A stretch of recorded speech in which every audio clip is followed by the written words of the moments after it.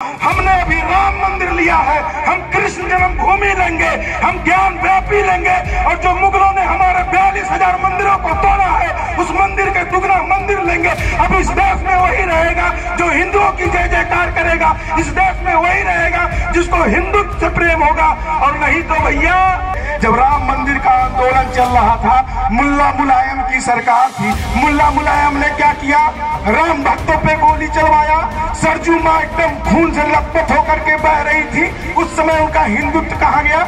मेरे मित्रों, मैं बताना चाहता हूँ, राम जन्मभूमि का निमंत्रण सबके घर गया था, सारे नेताओं के पास, लेकिन किसी नेता ने राम मंदिर में जाने का काम नहीं।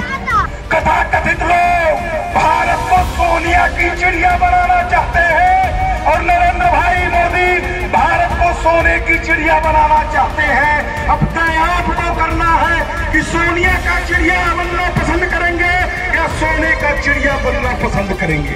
करिए, जिस आज भारत विश्व गुरु बनने जा रहा है।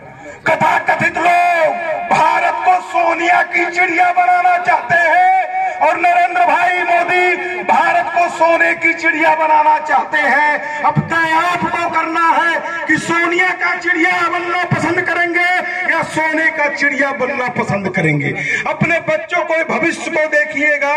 मैं लास्ट में अपनी बात को विराम करूंगा, बस इतना ही कह करके, जिनको आज राम की बहुत याद आ रही है उनसे मैं पूछना चाहता हूं, जब हमारे बीच के लोग, इसमें से अधिकांश लोग बैठे होंगे, जब राम मंदिर का आंदोलन चल रहा था, मुल्ला मुलायम की सरकार थी, मुल्ला मुलायम ने क्या किया, राम भक्तों पे गोली चलवाया, सरजू मां एकदम खून से लथपथ होकर के बह रही थी। उस समय उनका हिंदुत्व कहाँ गया? मेरे मित्रों, मैं बताना चाहता हूँ, राम जन्मभूमि का निमंत्रण सबके घर गया था, सारे नेताओं के पास, लेकिन किसी नेता ने राम मंदिर में जाने का काम नहीं किया। किसी नेता ने राम मंदिर जाने का काम नहीं किया। आपके बीच का बेटा, आपके बीच का प्रधानमंत्री नरेंद्र मोदी और पूज्य योगी आदित्यनाथ महाराज जी की सरकार है। मैं आप लोगों के दम पे बस इतना ही कहना चाहता हूँ। दो बात कहूंगा, अगर आपको मेरी बात सही लग रही है तो आप लोग जहां तक आवाज जा रही है दोनों हाथ उठा करके बताइए, उसके बाद मैं बताऊंगा कि आगे और हमारे पार्टी के लोगों को क्या करना है। मेरी आवाज जहां तक जा रही है, अपना दोनों हाथ उठा करके आप समर्थन करिए, फिर मैं बताता हूं। आप लोगों से फिर से निवेदन, अपना दोनों हाथ उठा करके समर्थन करिए, फिर मैं बताता हूं। मित्रों, आपकी इस ऊर्जा को, आपकी उस उमंग को मैं देख करके कह सकता हूं कि रवि किशन यहाँ ऐतिहासिक मतों से चुनाव जीतेंगे और जब रवि किशन चुनाव जीतेंगे तो मैं आपके दम पे कहता हूं, हमने अभी राम मंदिर लिया है, हम कृष्ण जन्मभूमि लेंगे, हम ज्ञान व्यापी लेंगे और जो मुगलों ने हमारे 42,000 मंदिरों को तोड़ा है उस मंदिर के दुगना मंदिर लेंगे। अब इस देश में वही रहेगा जो हिंदुओं की जय जयकार करेगा, इस देश में वही रहेगा जिसको हिंदुत्व से प्रेम होगा। और नहीं तो भैया पाकिस्तान का, अभी तो क्या, अभी ईश्वर चाहेंगे तो आने वाले समय में कश्मीर भी पूर्णतः 370 निष्प्रभावी हुआ ना। 400 पार हम क्यों कह रहे हैं? 1 मिनट का समय। 400 पार मैं इसलिए कहना चाह रहा हूं सूरज जी कि हमारी लोकसभा में पूर्ण बहुमत की सरकार थी, राज्यसभा में हम कम थे, लेकिन सरकार ना होने के बाद सांसदों का एक टीम विदेश जाता है। सोचिए, किसी को नहीं पता था अभी कुछ क्षण में 370 निष्प्रभावी होने वाला है। माननीय प्रधानमंत्री और अमित शाह जी उन लोगों को, कांग्रेस के, सपा के, बसपा के सांसदों को भेज दिए, आप जाइए और नीदरलैंड में दौड़ा करके आइए कि वहां पानी कैसे। और जब भेजा उसके अगले दिन कोई फ्लाइट नहीं थी। जब राज्यसभा में उनकी संख्या कम हुई तब धारा 370 निष्प्रभावी हुआ। तो मैं, मेरे मित्रों, अपनी वाणी को विराम दूंगा। उत्तर प्रदेश भी आपका सुधर गया है।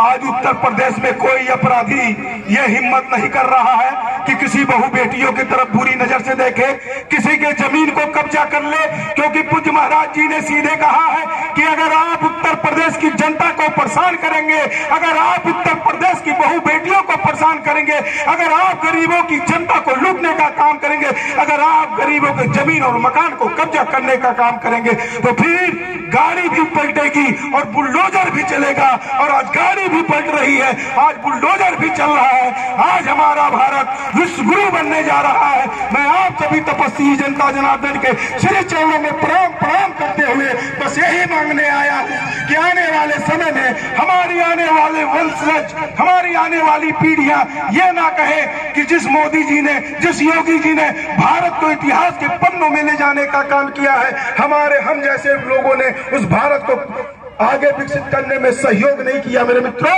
मैं बस अपनी बारी को विराम दूंगा और बस यही इतना कहूंगा, आप सभी लोग भारतीय जनता पार्टी के पक्ष में 2024 नहीं, हिंदुत्व की जय जयकार करना है, हिंदुस्तान की जय जयकार करना है। अगले 2400 साल तक भारतीय जनता पार्टी की सरकार इस देश में जरूरी है, जरूरी है, जरूरी है। बहुत बहुत धन्यवाद।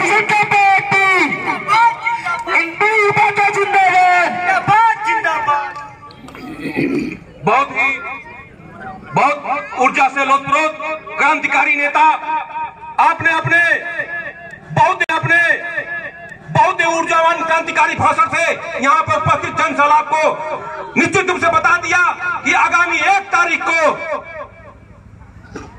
ईवीएम में केवल कमल का फूल ही दिखाई देगा और निश्चित रूप से गोरखपुर के जो सीट है ये हमारे रवि किशन जी भारी से भारी मतों से विजयी बनेंगे।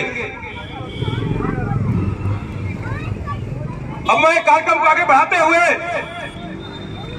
क्षेत्रीय संयोजक भारतीय जनता पार्टी विपुल त्रिपाठी जी को सादर आमंत्रित करता हूं, वो आए और बहुत ही कम शब्दों में अपने बातों को रखें। भारतीय जनता पार्टी जिंदाबाद जिंदाबाद। आज इस छोटकी चौराहे की ऐतिहासिक नुक्कड़ सभा की अध्यक्षता कर रहे राप्ती नगर के लोकप्रिय मंडल अध्यक्ष, जिनका सानिध्य सदैव हमको प्राप्त होता है, ऐसे अजय मणि जी का मैं स्वागत व अभिनंदन करता हूं। भारतीय जनता पार्टी के महानगर के अति वरिष्ठ उपाध्यक्ष, जिनके सशक्त नेतृत्व में मैंने राजनीति का ककारा सीखा है, ऐसे दयानंद शर्मा जी, हमारे बड़े भाई, जिनका स्नेह हर विषम परिस्थितियों में हमें जिनका स्नेह और आशीर्वाद मिलता है, राजेश पांडे भैया, मैं आपका भी हार्दिक स्वागत और अभिनंदन करता हूं। इस मंडल के लोकप्रिय मंडल महामंत्री, जिनका नाम ही अंत में सूर्यवंशी है, ऐसे सूर्य के वंशज अमित सिंह सूर्यवंशी का मैं संचालक के रूप में हार्दिक स्वागत और अभिनंदन करता हूं।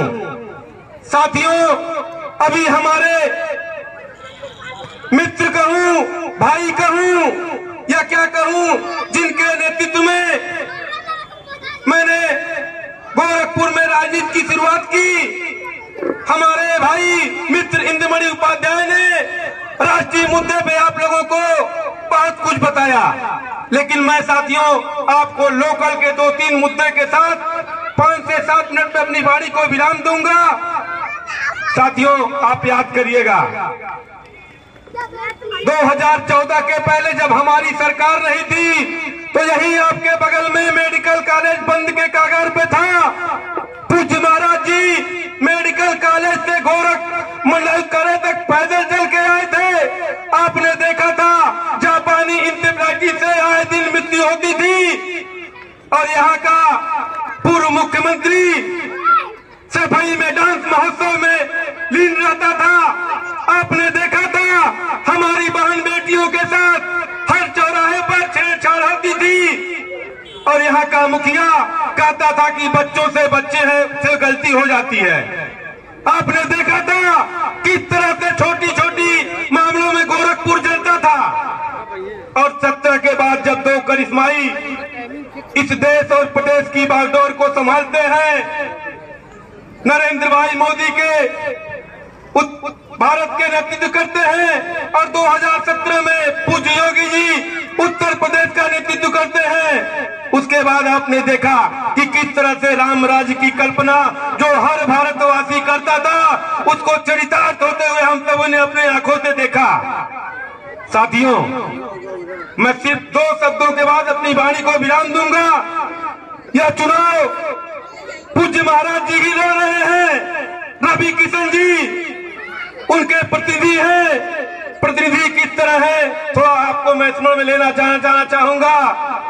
जब राम जी वनवास को गए थे तो भरत भैया उनके पीछे पीछे चले गए थे और कहे थे महाराज इतने बड़े प्रदेश को मैं कैसे चलाऊंगा, यह सारी प्रजा आपकी है, यह सारे लोग आपके हैं, यह आपको जानते हैं। तो प्रभु श्री राम जी ने उस वचन का सौगंध दिलाते हुए कहा था कि भरत जी आप हमारे खड़ाऊ को लेकर के जाइए और इसको वहां हमारे मठ में रख करके पूजा अर्चना कर करके उस राज्य को चलाइए। उसी तरह से पूज्य महाराज जी के आशीर्वाद को लेकर के रवि किशन शुक्ला जी हम लोगों के बीच घूम रहे हैं। मैं आपसे आग्रह करता हूं कि आने वाले 1 तारीख को 2 जून की रोटी के लिए भारतीय जनता पार्टी के प्रत्याशी रवि किशन शुक्ला जी के पक्ष में अधिक से अधिक मतदान करके पूज्य योगी जी के हाथों को मजबूत करें।